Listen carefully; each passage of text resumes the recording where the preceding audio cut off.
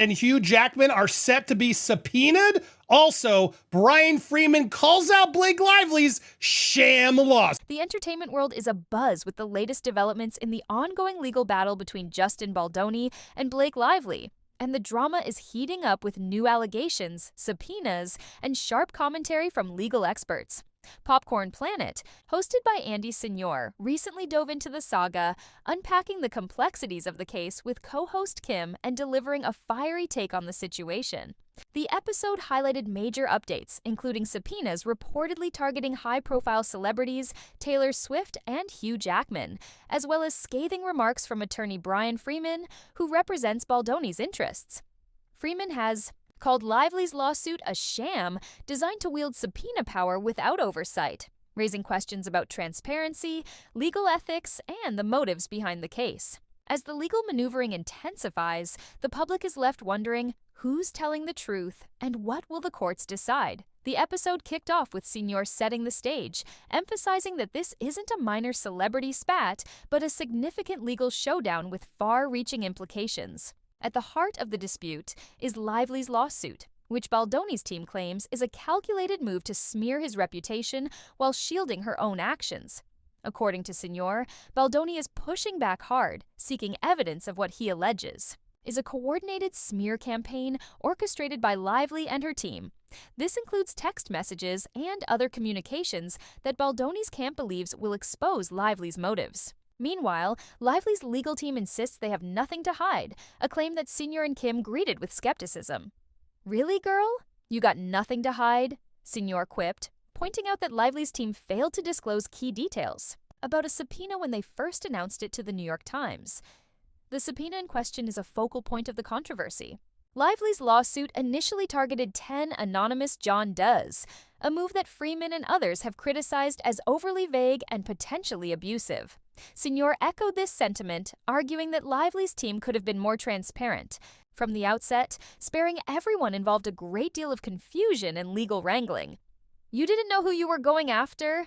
Give me a break, girl," Signore said, his frustration palpable.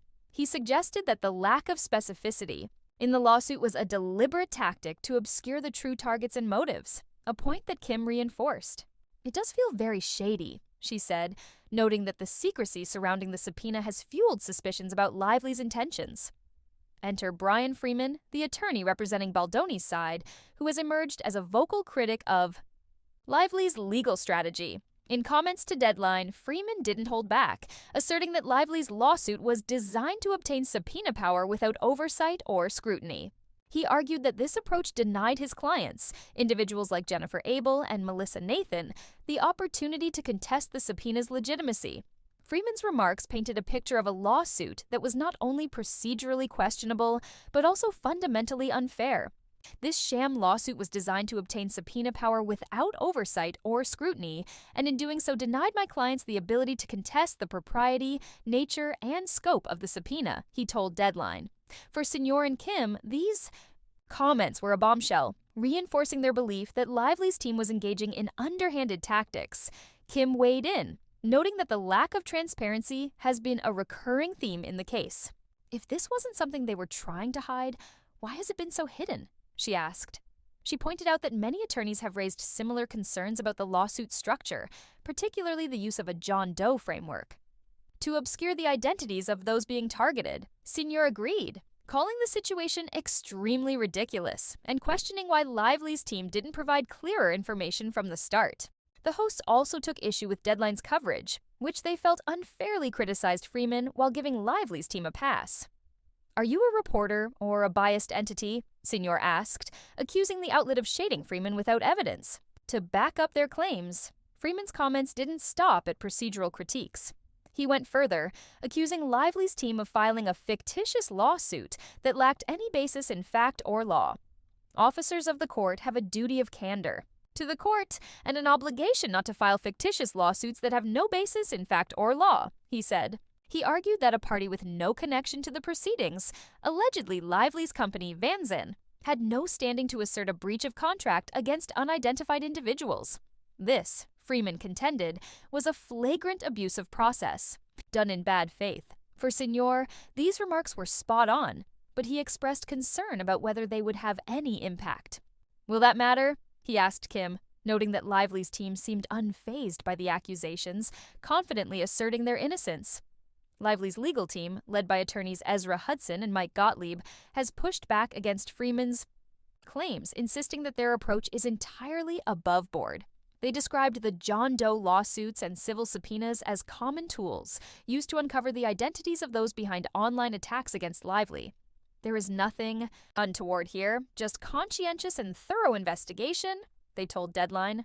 They also claimed that their efforts had uncovered a documented plan by Baldoni's team to destroy Lively's reputation, citing text messages as evidence. However, Signor and Kim were quick to challenge this narrative, arguing that the evidence was flimsy at best. "You have no proof of what they did," Signor said, accusing Lively's team of relying on assumptions rather than concrete evidence.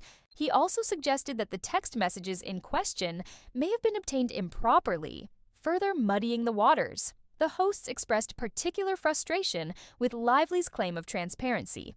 Her team has argued that she voluntarily disclosed the subpoena in her initial filing, knowing it would eventually come to light during discovery. But Signor and Kim weren't buying it. "Then where is the subpoena?" Kim asked, pointing out that Freeman claims he still hasn't seen it. Signor echoed her sentiments, questioning how Lively could claim to be acting transparently while withholding key information. "Make it make sense," he said, summing up the exasperation felt by many following the case. As the episode progressed, Signor and Kim turned their attention to the reported subpoenas targeting Taylor Swift and Hugh Jackman, two of Hollywood's biggest names. The news sent shockwaves through the entertainment community, with fans and commentators speculating about the celebrities' involvement. Signor, however, was skeptical that either Swift or Jackman would provide significant revelations. "I don't believe Taylor Swift was wasting a lot of her energy during the Eras tour, dating Travis Kelce, trying to be a friend to Blake, all this while sitting there twirling an evil mustache to get Justin Baldoni," he said, dismissing the idea that Swift was a mastermind behind the alleged smear campaign. He suggested that Swift's involvement was likely limited to casual support for Lively, perhaps offering a song for the movie or listening to her complaints about Baldoni. Kim agreed, expressing sympathy for Swift and Jackman, who she felt had been unfairly dragged into the drama. "You have a friend. Your friend tells you a version of events. You feel bad for them. You want to support them," she said. Without concrete evidence of their involvement, she saw no reason to assume they played a significant role. Both hosts predicted that Swift and Jackman would likely play dumb during depositions, offering little to advance the case. "I think these are going to be nothing burgers," Signor said, though he acknowledged the subpoenas were a serious development. Despite the high-profile names involved, Signor admitted to feeling fatigued by the ongoing back and forth. "I'm getting a little tired," he said, breaking character to express his frustration with the lack of progress. He called for the judge to step in and move the case forward, whether through rulings on the subpoenas or by advancing to depositions and discovery. Kim shared his sentiment, emphasizing that the judge's rulings would ultimately determine the case's outcome. "What matters is what the judge rules," she said, noting that Freeman might use the subpoena controversy to paint Lively's team as dishonest in front of a jury. As the episode wrapped up, Signor and Kim reflected on the broader implications of the case. They questioned whether the subpoenas would deter Lively's team from what they described as shady shenanigans, or if the legal system would hold them accountable. Signor expressed hope that the judge would provide clarity soon, but he acknowledged that the process could drag on.